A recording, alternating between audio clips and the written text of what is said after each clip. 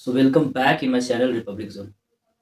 आशा करता हूँ कि आप लोग बहुत ही स्वस्थ और तंदुरुस्त होंगे। सो आज का जो हमारा टॉपिक है वो क्लास 9th स्टैंडर्ड का ज्योग्राफी सेक्शन से लिया गया है और यहाँ पे आज हम समझने वाले हैं पॉपुलेशन, जनसंख्या के बारे में। तो चैप्टर में सबसे पहले क्या पढ़ना है, क्या समझना है, वो सारे चीज़ को एक माइंड मैप कर लेते हैं सबसे पहले। तो हमारा चैप्टर है पॉपुलेशन, जनसंख्या। इस चैप्टर में समझना है ह्यूमन इज आइडियल रिसोर्स और ह्यूमन इज पाइवटल्स, यानी कि इम्पॉर्टेंट या फिर नेसेसरी जिसको बोला जाता है, यानी कि जो हमारे लाइफ का एक सबसे इम्पॉर्टेंट है, जो बहुत ज्यादा महत्वपूर्ण है। तो pivotal elements in our social study. And second topic जो हमारा इस चैप्टर का होगा उसे बोलेंगे सेंसस, इसे बोलते हैं जनगणना। Next one population size and distribution, population density, population growth, annual growth rate, national population policy और एडोलेसेंस पॉपुलेशन। यार जब भी हम अगर नोट्स बनाते हैं या कोई एक टारगेटेड बैच को या फिर टारगेटेड एग्जाम को क्वालिफाई करना है तो उसके लिए कुछ जो हम अपना मटेरियल तैयार करते हैं, ऑफ कोर्स उसे नोट्स बोलेंगे।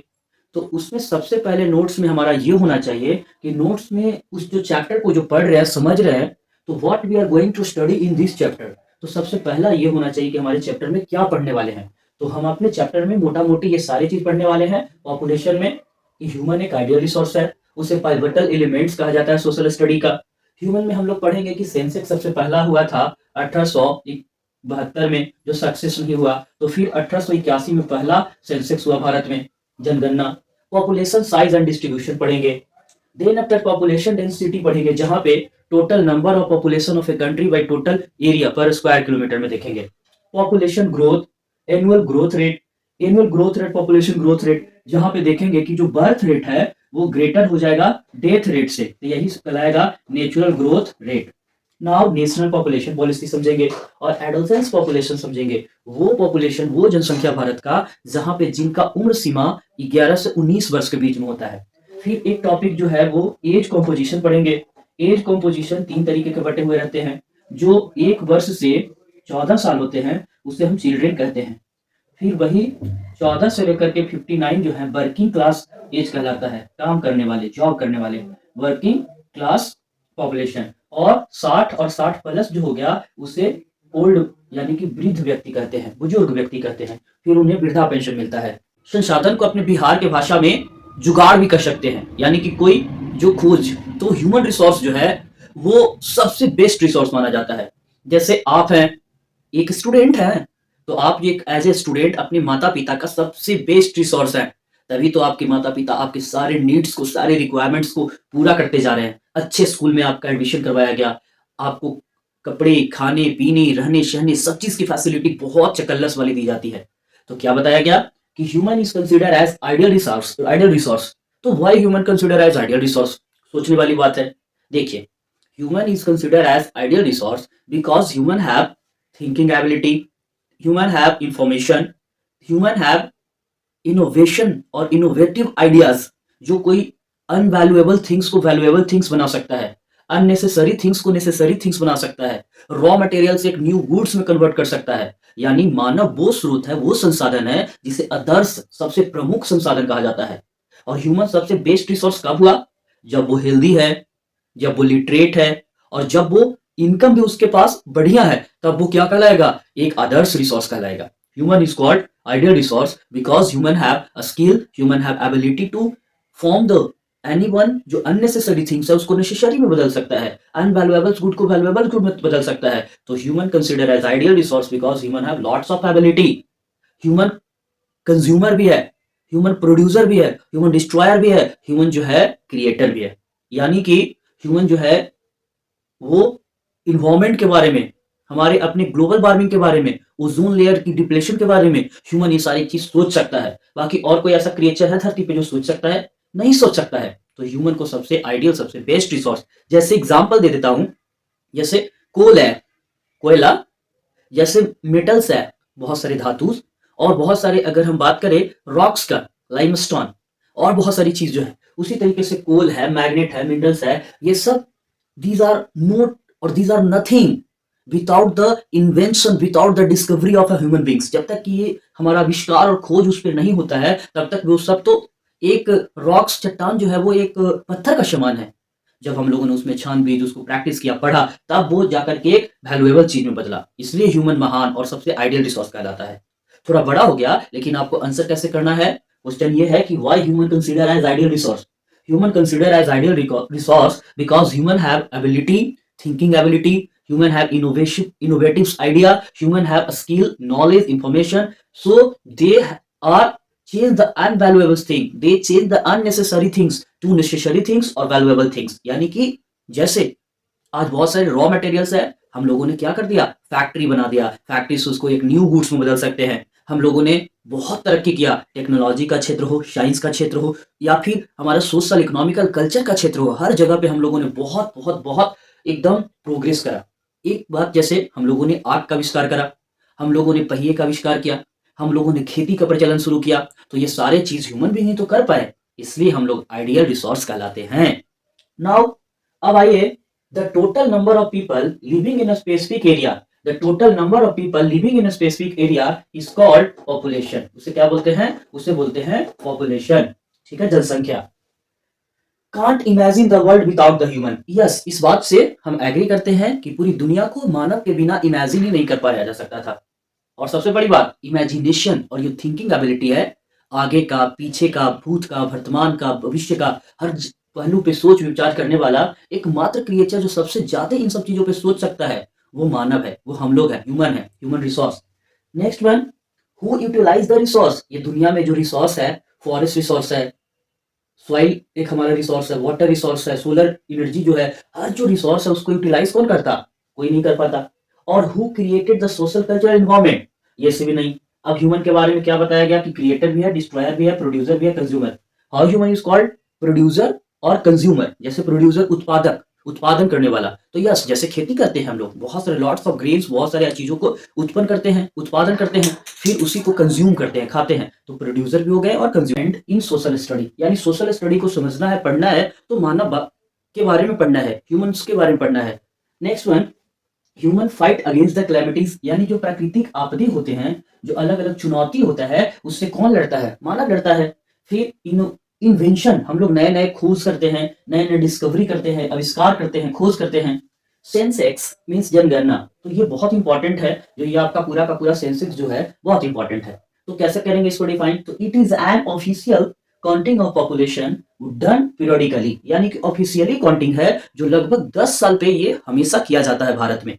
भारत में सबसे पहला जो जनगणना सेंसेक्स हुआ था, वो हुआ था 1872 में, लेकिन वो इनकम्प्लीट था, अनसक्सेसफुल था। और पहला जो पूरे तरीके से भारत में परमानेंट और कंप्लीट सेंसेक्स हुआ 1881 में। लॉर्ड मियो नाम का वो ब्रिटिशर था, उसी ने भारत में ये सेंसेक्स करवाया था। It is a demographical, social and economical data. Last census जो हुआ था 1991 में, 2001 में और 2011 में, यहां तक सेंसेक्स हुआ था। तो Sensex is a official counting of population done periodically, जो कितने साल पे, 10 ईयर पे ये होता है, 10 साल पे। सबसे पहला जो हुआ था 1872 में, लेकिन ये इनकम्प्लीट हुआ, सक्सेस नहीं हुआ था। और 1881 भारत में पहला सेंसेक्स हुआ कंप्लीट तरीके से। वही अगर बात करें कौन ब्रिटिशर था, तो लॉर्ड म्यू नाम का ब्रिटिशर था, उसी के अंडर में सबसे पहले ये सेंसेक्स करवाया गया था। It is demographical, social, economical data. Last census जो हुआ था 1991 में, 2001, 2011, 21 में भी होना था, लेकिन ये कोरोना के कारण नहीं हो पाया। तो India population size and the distribution by number. Bharat का जनसंख्या देखेंगे और जनसंख्या के बारे में समझेंगे, तो भारत का सबसे बड़ा जनसंख्या वाला राज्य उत्तर प्रदेश और सबसे छोटा सिक्किम। उत्तर प्रदेश का आबादी जो है 2011 मार्च के सेंसेक्स के अनुसार लगभग 199 मिलियन, यानी कि अप्रॉक्स 20 करोड़। और सबसे छोटा कौन, सिक्किम, यानी कि 64,429 वहां का पॉपुलेशन बताया गया। तो India population according to 2011 March 1210.6 million, यानी लगभग 121 बिलियन, यानी कि 121 करोड़। यानी भारत का जनसंख्या 2011 में मार्च महीने में कितना जनसंख्या था, 121 करोड़ था।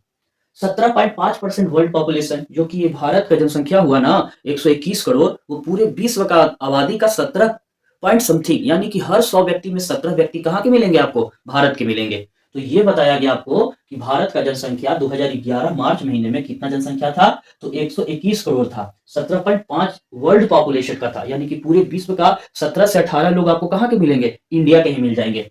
एरिया की बात कर ले हम लोग, तो एरिया की बात की है तो 3.28 यानी कि 3.28 मिलियन स्क्वायर किलोमीटर एरिया था। और ये 2.4 वर्ल्ड पॉपुलेशन बताया गया, यानी कि एरिया के टाइम पे देखा गया तो भारत सातवां सबसे बड़ा देश, और पॉपुलेशन में देखा गया तो भारत सेकेंड चाइना के बाद। और ये आंकड़ा कब का है? 2011 का।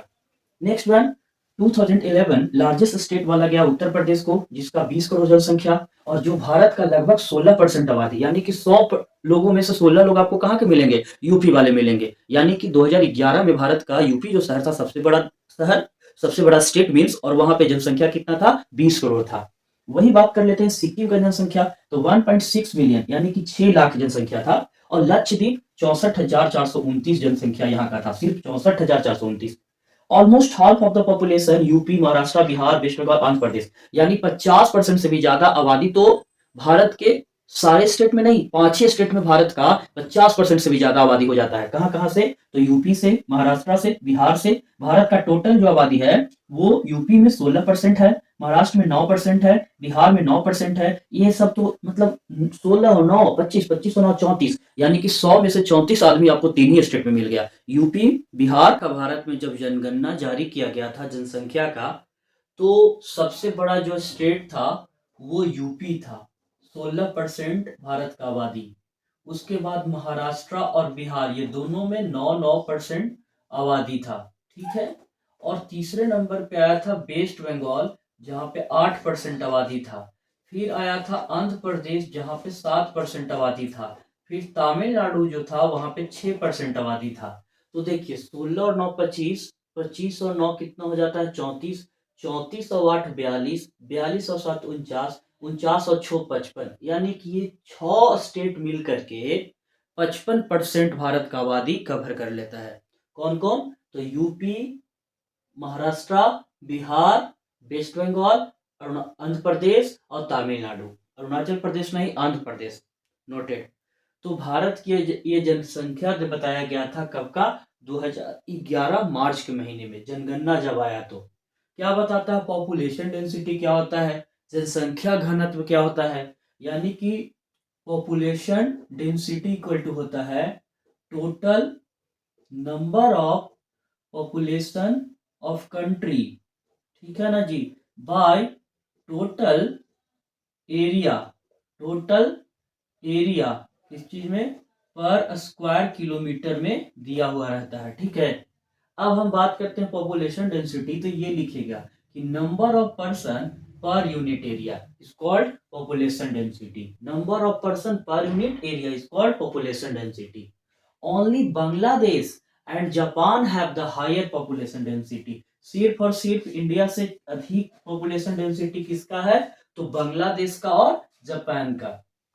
अब देखिए पॉपुलेशन डेंसिटी तीन तरीके से बांटा जाता है। एक मॉडरेटली यानी स्थिर जिसको बोलते हैं, न ज्यादा न कम। तो अगर हम बात करते हैं मॉडरेटली पॉपुलेटेड स्टेट, वहां पे 383 के पास जनसंख्या होगा। इससे 350 भी हो सकता है और इधर बढ़कर के 420 भी हो सकता है। तो ये कहलाएगा moderately populated state, moderately populated area. और स्पार्सली 350 से धीरे धीरे जैसे जैसे कमेगा तो वो स्पार्सली। और भारत का सबसे स्पार्सली फैलाव वाला जो राज्य है वो है अरुणाचल प्रदेश। सिर्फ और सिर्फ डेंसली पॉपुलेटेड अगर डेंसिटी देखा गया तो 17 व्यक्ति।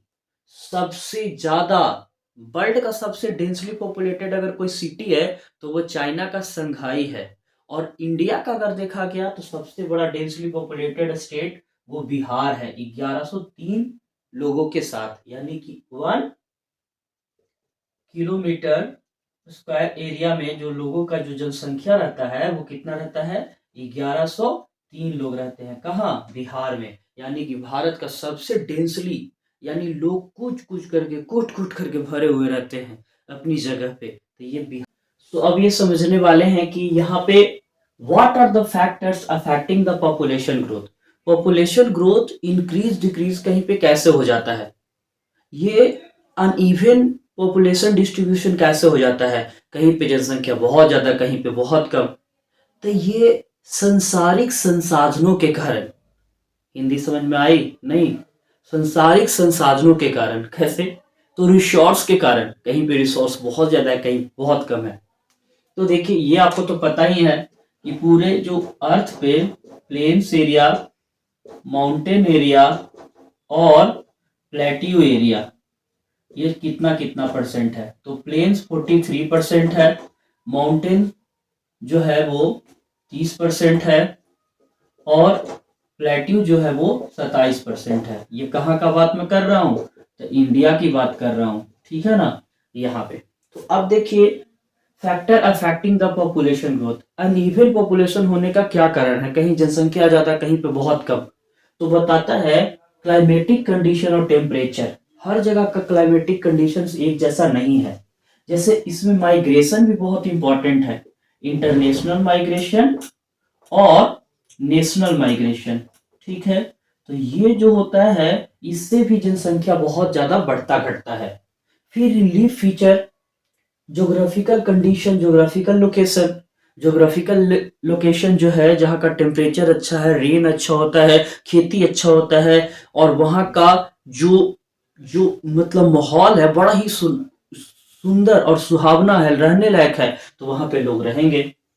Planes area, forest area, river area है, यहाँ पे लोग रहेंगे।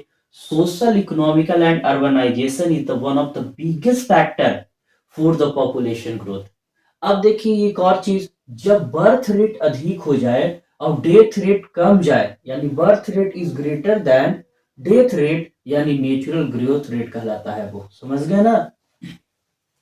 Means next question is why Kerala और northern plains have high population. Bharat में केरला है या भारत का जो नॉर्दर्न प्लेन्स एरिया है, तो वहां पे ज्यादा से ज्यादा जनसंख्या क्यों है। तो देखिए these are the several factor for the Kerala as well as northern plains have the high population. First one, यहाँ पे फ्लैट प्लेन्स है, यानी कि बहुत ही मैदानी इलाका है जहाँ पे खेती बहुत बढ़िया होता है, बहुत अच्छा खेती होता है।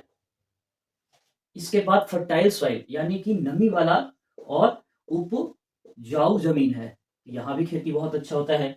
अर्बनाइजेशन, अर्बनाइजेशन में क्या है, एजुकेशन सिस्टम अच्छा है, हेल्थ के लिए मेडिकल, हॉस्पिटल, कॉलेज सब अच्छा है।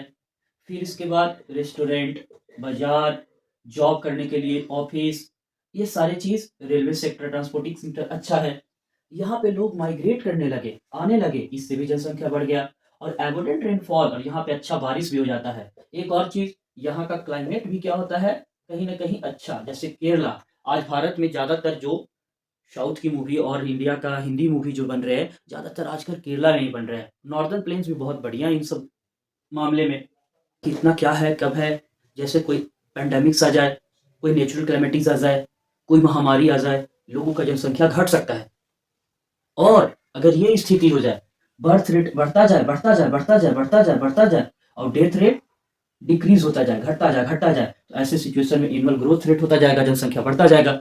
यानी वही कह रहा है कि population is considered a dynamic phenomena because constantly changing in number, composition and distribution of population. Birth rate, death rate और माइग्रेशन, ये तीनों बहुत ही इंपॉर्टेंट रोल यहाँ पे जनसंख्या बढ़ने और घटने में प्ले करता है, यानी इंपॉर्टेंट रोल प्ले करता है। इस चैप्टर में और ज्यादा कुछ तो है नहीं, कुछ ऐसे पॉइंट है जिसको आप खुद से समझ सकते हैं। जैसे अब इसके बाद बताता है कि डेथ रेट क्या होता है। डेथ रेट मीन्स कि नंबर ऑफ डेथ पर 1000 पर्सन इन ए ईयर, एक साल में कितने व्यक्तियों का मृत्यु जो होता है किसी एक पर्टिकुलर एरिया में, उसे हम डेथ रेट बोलते हैं। और वही बोला क्या कि the number of person leave या बर्थ पर 1000 person in a year is called birth rate. तो आप अब आइए मुस्कुरा सकते हैं क्योंकि चैप्टर खत्म होने वाला है। एक और जब हम लोग पढ़ेंगे NPP, national population policy, NDP इसमें पढ़ेंगे, नेशनल पॉपुलेशन पॉलिसी एनडीपी, उसमें देखा गया क्या कि एज कंपोजिशन जब लगाया गया तो 0 से लेकर के या फिर 1 से लेकर के 14 जो हो गए हैं वो कहलाते हैं चिल्ड्रेन, और इसके बाद 14 से 59 59 जो हो गए वो कहलाते हैं वर्किंग क्लास पीपल, और 60 से अधिक वाले जो हो जाते हैं वो हो जाते हैं बुजुर्ग, जिनको क्या मिलता है, वृद्धा पेंशन मिलता है। अब देखिए उसी तरीके से बात किया गया क्या कि भारत में जनसंख्या बहुत तेजी से बढ़ा है। बढ़ा है कैसे, तो देखिए आंकड़ा बताता है भारत की जनसंख्या के बारे में कि जब 1951 था, भारत आजादी अपना प्राप्त किया 1951 में, भारत का जनसंख्या जो था उस समय 36 करोड़ था, और आज भारत का जनसंख्या 2011 और 24 11 की बात हम करते हैं तो 121 करोड़, 36 गुने 3 यानी लगभग 3 के आंकड़े से वो बढ़ा है। समझ गए ना, इतना स्पीड से जनसंख्या 3 गुना बढ़ गया है जनसंख्या। और वही हम बात करते हैं भारत की जनसंख्या के बारे में, तो ये बहुत ही एक चुनौती भरा हुआ है। इतना जनसंख्या होना वो भी एक मतलब कि कोई छोटी मोटी मसला नहीं है। हमारा एरिया क्या है, वो तो बढ़ता नहीं है, और जनसंख्या क्या होता है, बढ़ता ही जा रहा है, बढ़ता ही जा रहा है। सो नाउ अब एक टॉपिक है एडोसेंट्स पॉपुलेशन, जहाँ पे यहाँ पे गर्ल्स चाइल्ड को लेकर के बहुत बड़ा कंसर्न बताया है, जहाँ पे उनको एक बीमारी हो जाता है या फिर वो सफर करती हैं गर्ल्स, अमीनिया नाम का बीमारी, जिसको बोला जाता है कि आयरन की कमी से बीमारी होता है। जैसे आज बच्चों को बहुत सारे अलग अलग वैक्सीन लगता है, टीका लगता है, जैसे होता है बीसीजी, पोलियो का, हेपेटाइटिस का, बचपन में ही लगा दिया जाता है ताकि वो स्वस्थ रहें, हंसते खेलते रहें। तो ये चैप्टर आपका हो गया खत्म। अब एनसीईआरटी क्वेश्चन को कर लेते हैं। तो ऑब्जेक्टिव क्वेश्चन जो हमारा फर्स्ट है, क्वेश्चन क्या है कि migration change in the number, distribution and composition of people, both area and departure and arrival. इसका आंसर बी सी हो जाएगा, फर्स्ट का आंसर सी हो जाएगा। सेकंड क्या है, a large proportion of the children population is result of, तो क्या हो जाएगा, हाई बर्थ रेट अधिक होने के कारण जनसंख्या बढ़ जाएगा, तो यानी कि सेकंड का आंसर ए हो जाएगा। थर्ड है magnitude of population growth refer to the, इसका आंसर बी हो जाएगा, number of person added to each year. I hope ये वीडियो पसंद आया होगा। आपको मेरे चैनल पे नए हैं तो सब्सक्राइब की बटन को छू लें, और अगर आप मेरे को जानते हैं तो भाई देर किस बात की, लाइक की बटन को छू लें। धन्यवाद और बहुत बहुत थैंक यू। ठंडे एंजॉय कीजिए, ठंडे की छुट्टी में जाइए, घूमिए, मनाली दार्जिलिंग, मस्ती कीजिए।